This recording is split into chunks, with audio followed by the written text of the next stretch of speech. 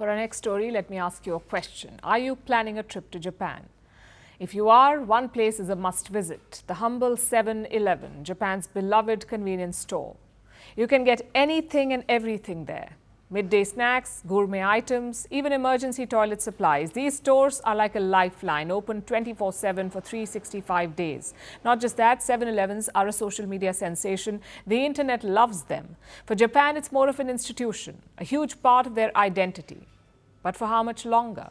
I ask because 7-Eleven is facing a buyout offer by Alimentation Couche-Tard, or ACT. It's a Canadian convenience store giant, so technically a rival. Most of its stores are in North America.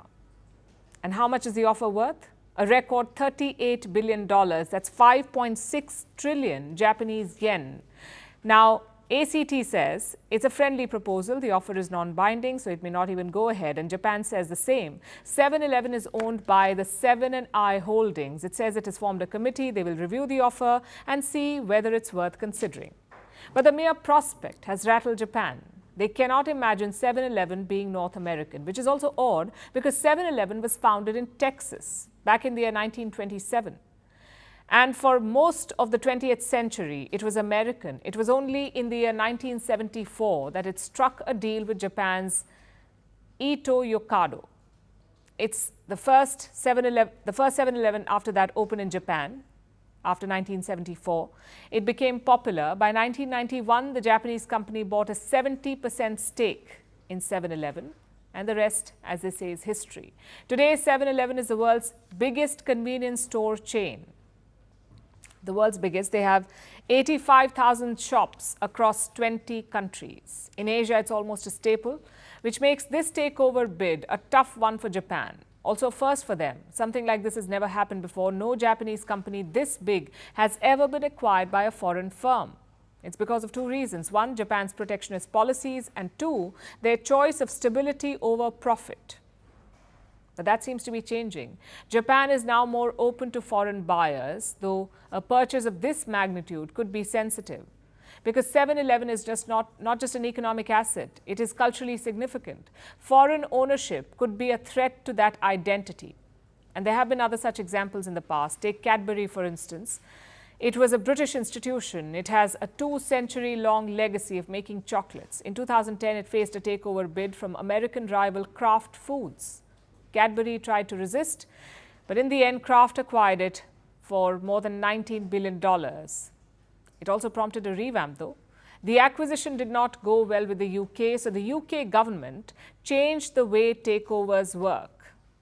Then there was Volvo, a Swedish automotive icon. In 2010, Chinese car maker Geely acquired it for $1.8 billion.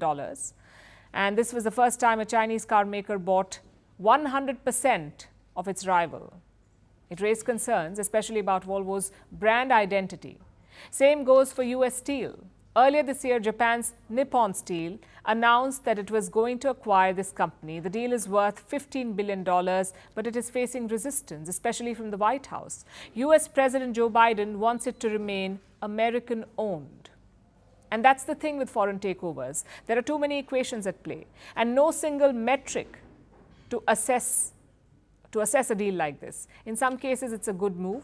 For example, if a company is going bust or if you need access to newer markets, then a foreign takeover may not be a bad idea. But in other cases, it can be detrimental, especially if you lose control of key industries or you lose something that's culturally significant. So it really depends on the deal at hand, which brings us back to the case of Japan. The deal may make sense economically, but Japan may not end up selling 7-Eleven. We don't know that yet, but that's a possibility because it cannot put a value on the brand and its cultural significance.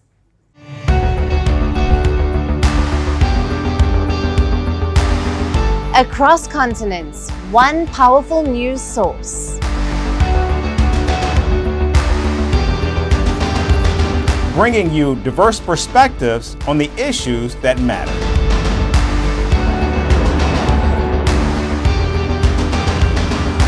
We go beyond the boundaries to give you that little extra about every sporting moment.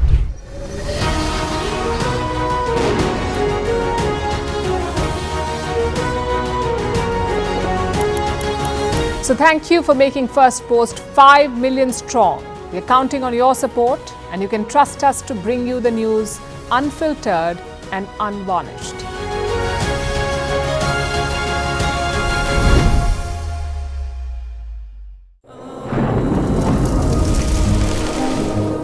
Climate change is on our doorstep. It's time for a revolution to take root. And it starts with 1.4 billion Indians. It starts with one tree. One tree for humanity. One tree for Mother Earth. One tree for a future.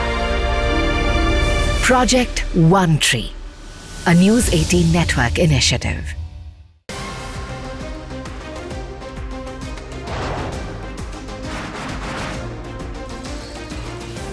Obviously today, the T20 World Cup bandwagon has moved across to the West Indies. What can we expect